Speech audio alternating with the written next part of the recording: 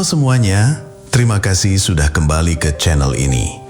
Tempat di mana cerita-cerita yang terlupakan kembali diangkat ke permukaan.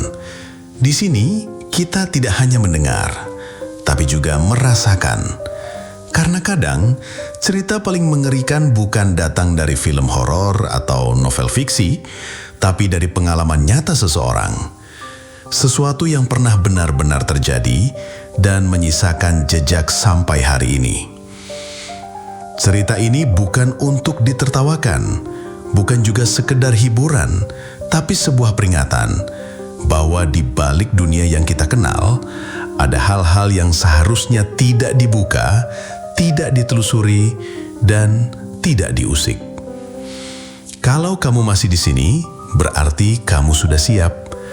Sebelum kita mulai, jangan lupa klik like kalau kamu suka cerita seperti ini, subscribe supaya nggak ketinggalan kisah berikutnya, dan tulis hadir di kolom komentar biar aku tahu kamu ikut dengar sampai akhir. Ini dia kisahnya. Aku sudah pernah menangani banyak kasus pembunuhan. Beberapa di antaranya bahkan membuatku tidak bisa tidur berhari-hari. Tapi yang kutemui pagi itu di apartemen Tower Mutiara, kamar 302, membuatku diam beberapa saat lebih lama dari biasanya. Mayatnya tergeletak di antara ranjang dan jendela. Pria, sekitar usia 30-an. Aku mengenalnya, dia Doni Saputra, pegawai swasta yang tinggal seorang diri. Tubuhnya, sejujurnya, tampak seperti habis diterkam binatang buas. Leher koyak, dada tercabik, kuku-kuku di tangan patah semua seolah ia mencoba melawan sesuatu dengan panik. Tapi yang paling mengganggu, tidak ada jejak masuk paksa. Pintu masih terkunci dari dalam. Tidak ada jendela pecah, CCTV lorong tak menunjukkan siapapun masuk ke kamar itu semalam. Hanya Doni, kupandangi tubuhnya, matanya masih terbuka, membelalak.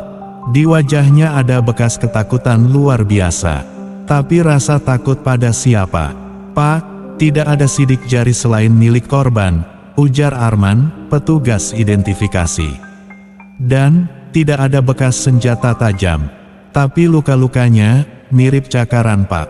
Aku diam. Cakaran, ulangku, seperti bekas kuku panjang, tapi kami tidak yakin.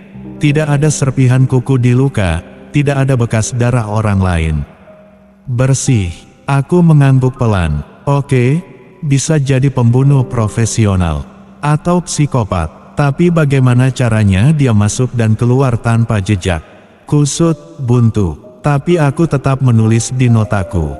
Kasus dugaan pembunuhan sadis. Motif belum diketahui. Korban tunggal. Pelaku kemungkinan mengenal korban atau menggunakan metode masuk non-paksa. Waktu itu, aku masih percaya ini hanya pembunuhan biasa, meskipun naluriku berbisik lain. Dan bisikan itu, akan makin keras di hari-hari berikutnya. 3 hari setelah kasus Doni, aku dipanggil lagi. Kali ini ke parkiran basement mall di kawasan Jakarta Selatan. Lokasinya sempit, pengap, dan bau bensin. Tapi yang membuat dadaku berat adalah mayat di dalam mobil sedan abu-abu yang masih menyala mesinnya. Korban duduk di kursi pengemudi. Tangannya mencengkeram setir dengan kaku. Leher dan dada penuh luka tusuk. Banyak, lebih dari 30 tusukan, dan dalam. Darah mengalir dari kursi hingga ke lantai mobil. Tapi tidak ada jejak siapapun. Mobil terkunci dari dalam. Tidak ada tanda kekerasan pada pintu atau jendela. Kaca film gelap menutupi pandangan dari luar. Tapi yang aneh, CCTV basement merekam sesuatu yang membuat bulu kudukku berdiri. Kami menonton rekamannya di pos keamanan. Awalnya mobil berhenti seperti biasa. Korban, namanya Taufik, duduk tenang, memainkan ponselnya. Lalu, mendadak dia menoleh ke kursi belakang. Tak ada siapa-siapa, tapi dia langsung panik. Matanya membelalak, mulutnya berteriak, tangannya mengibas-ngibas seolah melawan sesuatu yang tak terlihat. Dan kemudian, dia mulai menjerit. Dia seperti menusuk dirinya sendiri, tapi gerakannya tidak wajar.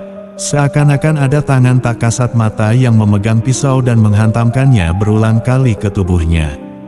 Aku terdiam lama. Ini gila, gumamku. Senjatanya enggak ada pak, lapor teknisi forensik. Dan, pintu mobil terkunci dari dalam. Kami pakai kunci cadangan untuk buka. Aku menatap layar rekaman itu lagi. Tidak ada orang lain, tidak ada sidik jari, tidak ada bukti masuk paksa. Tapi luka di tubuh korban jelas, seperti ulah pembunuh sadis. Aku mulai merasa tidak nyaman. 2 pembunuhan, 2 pria, 2 TKP tertutup, 2 tubuh penuh luka brutal, dan 2 kasus tanpa jejak pelaku. Kalau bukan manusia, lalu apa? Tapi aku belum mau memikirkan itu. Belum, aku menatap papan tulis di ruang penyidik. 2 foto korban telah tertempel, Doni Saputra dan Taufik Ramadan. Di bawahnya, catatan kronologis, hasil forensik, denah lokasi, dan data pribadi masing-masing. Semuanya rapi, tapi semuanya juga buntu. Malam itu aku sendirian di kantor. Angin dari jendela yang terbuka mengayun pelan kertas-kertas di rak sebelahku. Aku memperhatikan satu detail yang belum kusadari sebelumnya, kedua korban tidak punya hubungan langsung. Mereka bukan kerabat, bukan rekan kerja, bukan teman kuliah. Tapi ada satu kesamaan, keduanya pernah tinggal di kosan di daerah Tebet, tahun 2015. Kebetulan, mungkin, tapi sesuatu dalam hatiku mengatakan untuk menggali lebih dalam. Kupanggil staf untuk menelusuri semua penghuni kos itu dalam rentang waktu tersebut.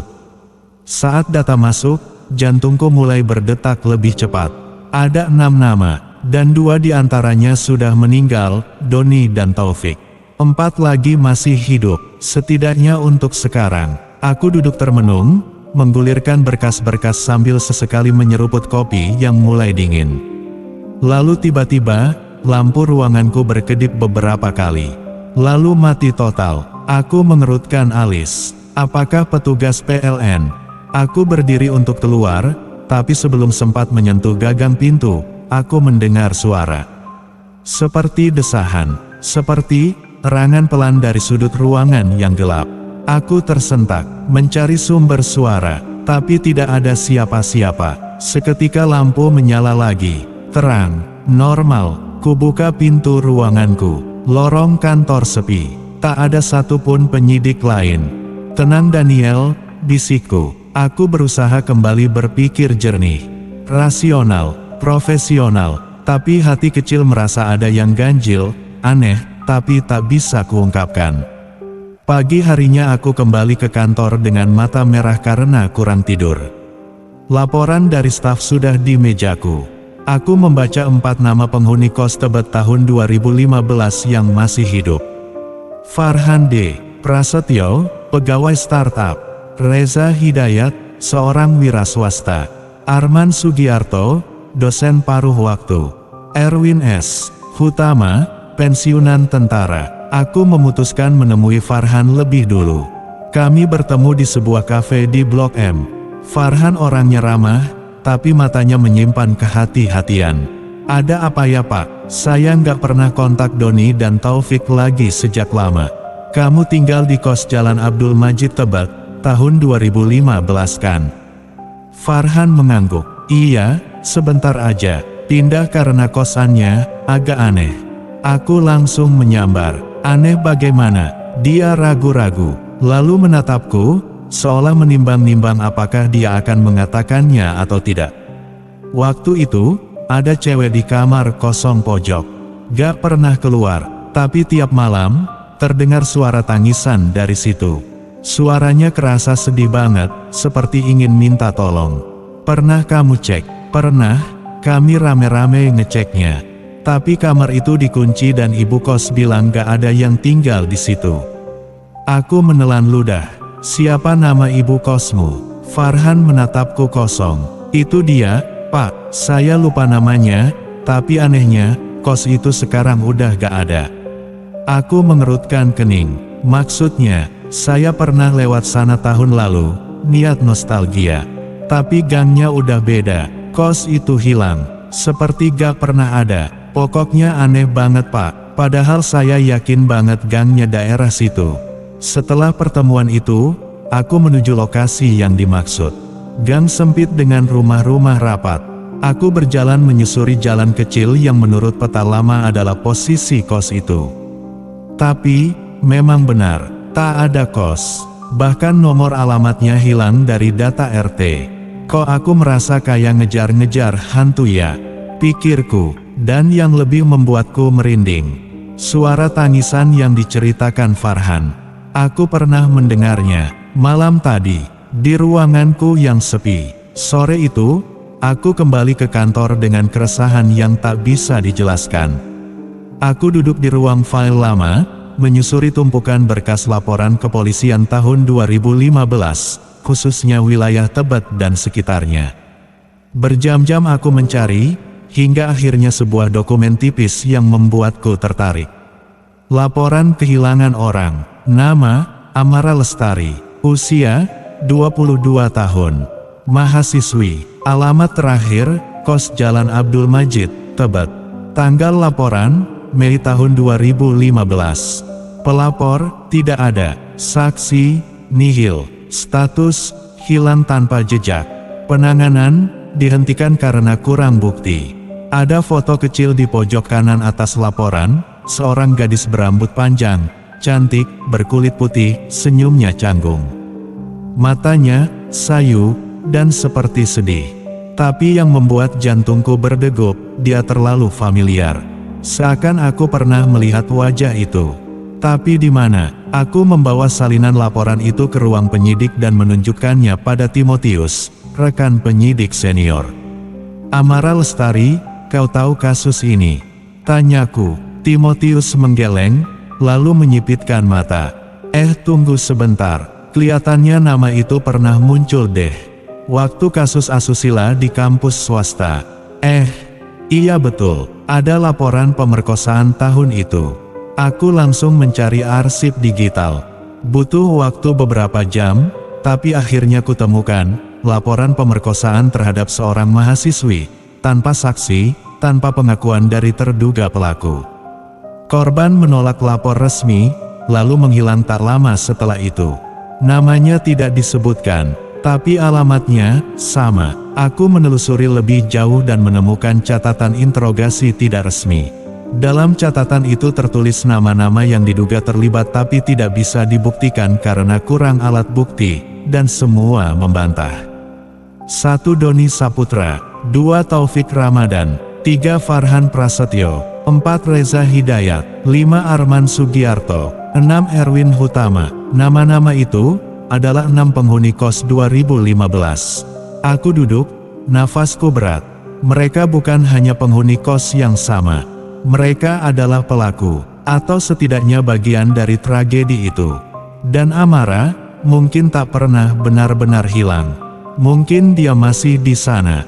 Pikirku, jam menunjukkan pukul 22.15. Ketika aku berdiri di depan rumah Reza Hidayat, pria keempat dari daftar itu. Rumahnya di pinggiran Jakarta Timur, cukup terpencil, dikelilingi pagar besi tua yang berderit ketika aku sentuh. Reza membukakan pintu dengan ekspresi yang bingung dan lelah. Aku langsung mengenalkan diri. Reza Hidayat, saya Inspektur Daniel. Kita perlu bicara sebentar tentang teman-teman lama Anda, Doni dan Taufik. Wajahnya langsung pucat. Kenapa Pak? Saya sudah nggak pernah kontak mereka lagi, katanya dengan nada panik dan takut. Keduanya ditemukan tewas dengan cara brutal. Tapi anehnya, tidak ada satupun bukti senjata atau sidik jari pelaku. Seperti dibunuh, tapi entah oleh manusia atau bukan, kataku. Reza mematung, nafasnya cepat, dan akhirnya dia ungkapkan, Pak, belakangan ini, saya sering merasa diikuti. Kayak ada yang ngintip dari pojok rumah. Malam-malam suka kedengeran suara nangis, di kamar mandi, padahal saya tinggal sendiri. Aku mendekat. Apa kamu tahu siapa Amara Lestari? Dia menoleh cepat, matanya membesar. Pak, saya gak ada niat ngerusak hidup dia, kami semua waktu itu cuma ikut-ikutan. Saya yang paling muda di kos. Saya takut, saya nyesel Pak. Suaranya pecah. Dia mulai gemetar. Aku menatapnya tajam. Siapa yang paling bertanggung jawab di kejadian ini? Dia menunduk, lalu berbisik, Erwin. Dia yang ngatur semua. Dia yang ancam kami kalau cerita. Amara juga mau lapor, tapi dicegah. Setelah itu, dia nggak pernah kelihatan lagi. Saya nggak tahu apa yang terjadi sama dia Pak. Aku mencatat cepat sambil menatap Reza. Pak, saya bakal kena giliran juga ya. Aku menatapnya lama, tidak tahu harus menjawab apa. Karena kali ini aku nggak tahu apa yang aku hadapi. Firasatku berkata, ini bukan sesuatu yang bisa aku kontrol. Keesokan harinya, aku ditelepon Timotius, pagi-pagi buta. Daniel, lo harus datang ke rumah Reza. Sekarang, aku meluncur secepat mungkin. Sesampainya di sana, TKP sudah dipasang garis polisi. Petugas forensik masih bekerja. Reza ditemukan terpental dari lantai 2 rumahnya, dalam kondisi tubuh remuk tak beraturan. Tubuhnya seperti tidak bertulang, entah berapa tulang yang hancur. Anehnya jendela terkunci dari dalam. Tidak ada tanda-tanda seseorang masuk. Tidak ada DNA asing. Darahku seperti berhenti mengalir, melihat kondisi mayatnya yang tergeletak dengan mata terbelalak ke atas. Seperti melihat sesuatu di langit-langit, dan tangannya terangkat, seolah berusaha menangkis sesuatu. Aku berdiri terpaku. Ini sudah orang ketiga yang mati. 3 lagi masih tersisa, dan sekarang aku jadi berpikir, korbannya bukan dipilih acak. Mereka ditandai, satu persatu. Aku mengeluarkan daftar. Berikutnya, Arman, dan Erwin. Lalu kulihat ke baris terakhir. Nama terakhir, Letkol Purnawirawan Andreas Erwin Hutama. Alamat, Pamulang. Status hubungan denganku, Paman. Nafasku terasa tercekik. Ternyata salah satu kerabatku ada yang terlibat. Dan pamanku adalah target terakhir. Aku memacu mobil, menuju rumah pamanku. Erwin Hutama, di Pamulang. Saat itu hujan turun deras, petir menyambar berkali-kali, seolah langit menunjukkan kekuasaannya. Pikiran berkecamuk, rasionalitasku sebagai polisi terus memberontak, tapi data tak bisa disangkal. 3 orang mati, semuanya terhubung pada satu kasus yang ditutup rapi bertahun-tahun lalu. Dan pamanku, bagaimana mungkin, dia mantan letnan kolonel, dikenal disiplin dan keras. Tapi aku juga ingat, saat kecil, aku sering dilarang tidur di rumahnya. Ibuku bilang, dia menyimpan rahasia. Saat itu aku tak mengerti maksudnya. Kini semuanya mulai masuk akal. Sesampainya di rumah paman, aku langsung mengetuk pintu dengan keras. Paman, ini Daniel, bukain pintu, ada hal penting. Suara langkah berat terdengar dari dalam. Lalu pintu terbuka, wajah pamanku menyipit, curiga. Kau kenapa? Malam-malam begini. Paman, kita harus bicara. Sekarang, kami duduk di ruang tamu. Aku menunjukkan daftar nama, lalu foto Amara Lestari. Untuk pertama kalinya, wajah paman memucat. Aku tahu siapa dia, katanya pelan. Paman ikut terlibat, tanyaku tajam. Dia tidak menjawab, hanya menunduk. Aku menutup mata. Aku tahu apa yang mereka lakukan malam itu. Tapi aku diam. Apa paman paham? Mereka semua mati, satu persatu. Paman bisa jadi berikutnya. Paman menatapku lama, lalu dia berkata, kalau itu hukumannya, mungkin memang sudah waktunya. Aku menggertakkan gigi. Tidak semudah itu. Kita bisa selamatkan korban berikutnya. Kita cari Arman. Kalau dia belum mati, mungkin masih ada waktu. Malam itu juga, aku melacak keberadaan Arman Sugiarto lewat data kependudukan. Dia tinggal di Depok. Namun, saat aku menelepon nomor terakhir yang terdaftar atas namanya, tidak aktif. Aku menatap paman. Kita harus temui dia langsung. Sekarang, paman menolak. Aku tidak akan lari. Kalau memang dia datang untukku, aku akan terima. Aku menatap wajahnya, matanya yang dulu keras kini terlihat pasrah. Seolah dihantui bayangan masa lalu. Pukul 2.13 dini hari, saat aku dalam perjalanan ke Depok. Panggilan masuk dari Timotius. Dan, korban keempat, baru saja ditemukan. Foto korban dikirimkan padaku. Aku berhenti, tidak menjawab. Namanya Arman. Tubuhnya, tercabik, penuh luka besar, seperti ada suatu amarah yang membabi buta menerkamnya. Dan, persis seperti 3 korban sebelumnya, semua jendela terkunci dari dalam. Lagi-lagi, nihil sidik jari, nihil senjata. Aku menggenggam setir erat, terlambat lagi. Dan kini, hanya tinggal pamanku. Setelah menerima kabar kematian Arman, aku kembali ke rumah paman. Langit sore itu abu-abu, seolah mendung juga tahu. Waktu semakin pendek dan sempit. Aku tidak menunggu lama untuk menghadapinya. Arman sudah mati paman, kataku langsung. Paman tidak bereaksi. Sekarang tinggal paman sendiri. Dia menatapku, matanya dalam, kosong, seolah tidak takut mati. Tapi ada sesuatu yang berbeda kali ini. Dia mulai ketakutan bukan karena hantu, tapi karena masa lalunya sendiri. Kamu tahu Dan, akhir-akhir ini, aku tak bisa tidur malam. Setiap kali menutup mata, aku lihat dia berdiri di depan ranjangku.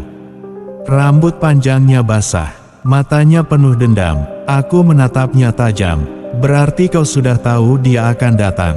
Paman mengangguk. Malam itu aku minta izin kepada atasan untuk mengambil cuti darurat. Aku tahu ini bukan cara formal menangani kasus, tapi semua bukti rasional sudah habis. Ini, urusan keyakinan. Aku menghubungi Dewi, jurnalis kriminal senior yang dulu pernah menulis investigasi soal kekerasan seksual di kampus. Aku bertanya, apakah dia pernah dengar nama Amara Lestari? Hening di seberang. Nama itu, dulu sempat aku dengar dari saksi anonim. Tapi kasusnya tak pernah naik. Semua saksi tiba-tiba bungkam. Dan beberapa nama, hilang dari berkas kampus. Apa ada tempat terakhir dia terlihat? Tanyaku cepat. Ada, kata Dewi. Rumah kontrakan tua di daerah Sawangan.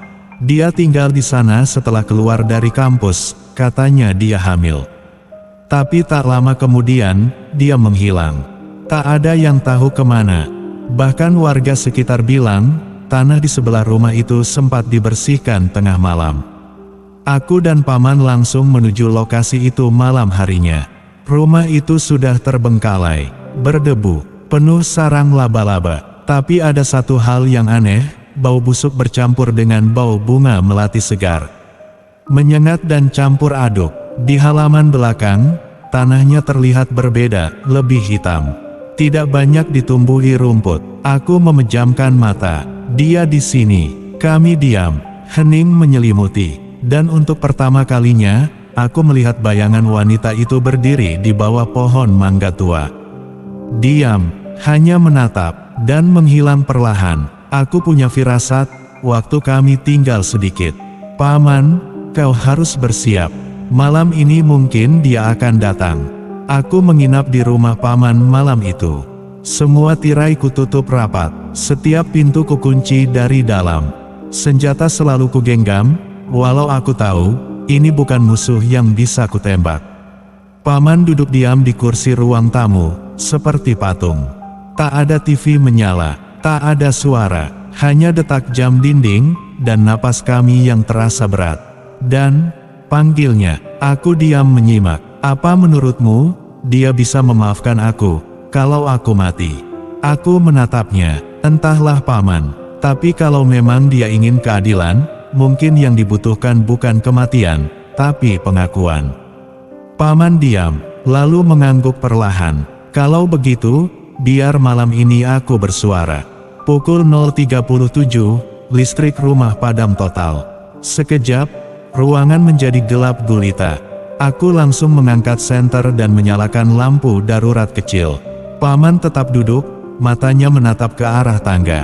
Lalu, terdengar suara, langkah pelan, di lantai atas. Siapa itu? Teriakku. Tidak ada jawaban. Aku menaiki tangga perlahan, jantung berdentum. Setiap anak tangga terasa panjang.